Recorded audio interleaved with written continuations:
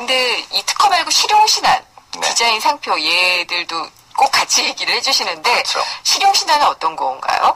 기본적으로 특허와 실용신안은 차이가 있다면 특허는 조금 더 고도한 것. 그래서 신규성과 진보성을 중요하게 생각하고요. 실용신안은 이제 구조나 형상, 조합 같은 외적인 특징을 기준으로 하고 진보성에 대해서는 조금 여유 있게 심사하는 편입니다. 그런데 지금은 우리나라에서 특허와 실용신안을 거의 동일한 권리로 보고 있고 다만 특허는 20년, 네. 실용신안은 10년이라는 차이가 있습니다.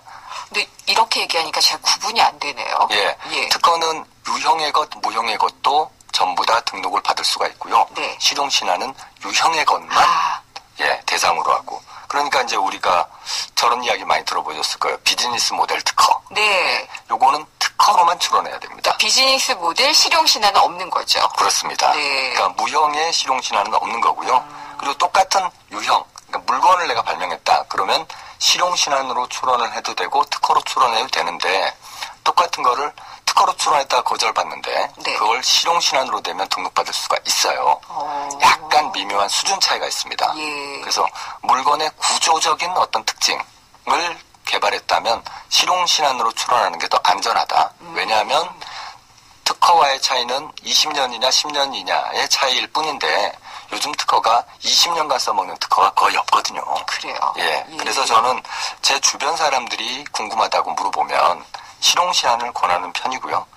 이제 또 그 실용신안하고 특허는 거의 비슷한 유형인데 우리나라도 한 7, 8년 전까지만 해도 실용신안이 무심사 등록 제도라 그래서 네. 출원만 하면 등록증이 나왔습니다.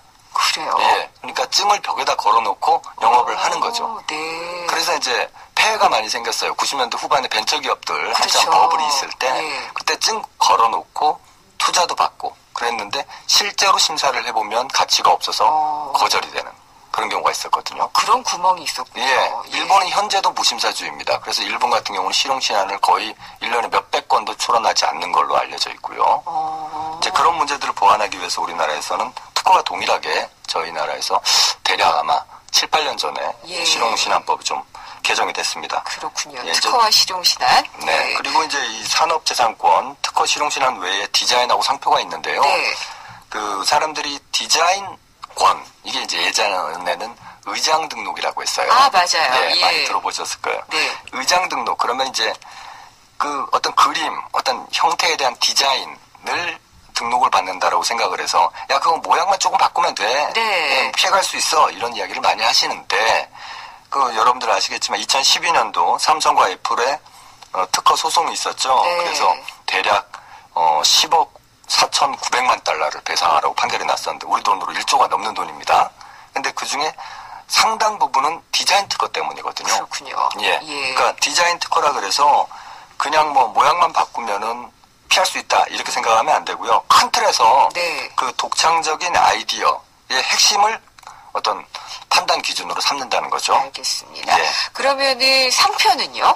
상표는 그 산업재산권 중에서 가장 오래가는 지식재산권입니다. 아, 상표가요? 예. 예. 이거는 1년 단위로 연장을 해서 혹은 10년 단위로 연장을 해서 연장만 하면 평생도록 가지고 갈 수 있는 거예요. 그래서 이제 글로벌 기업들 같은 경우에는 제품 특허로 받았던 것을 어떻게든 상표화하는 경우가 너무 많습니다. 아, 대표적인 게 이제 코카콜라죠.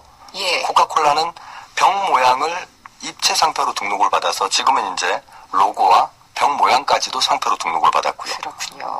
그러면은 이 특허를 양도해 주거나 투표를 통해서 그 돈을 뭐 좀 빌리거나 네. 이런 것도 있지 않나요?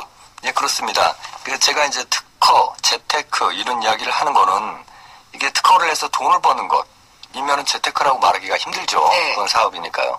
이제 특허를 가지고 돈이 되게 하는 형태가 있기 때문에 재테크라는 용어를 제가 쓴 것 같은데. 네, 조금 간략하게 설명을 부탁드릴게요. 예, 특허 양도는 예. 쉽게 말하면은 그냥 파는 겁니다. 근데 팔기 좀 아까우면 계약금을 받고 사용료를 꾸준히 받는 네. 권리 이전의 형태도 있고요.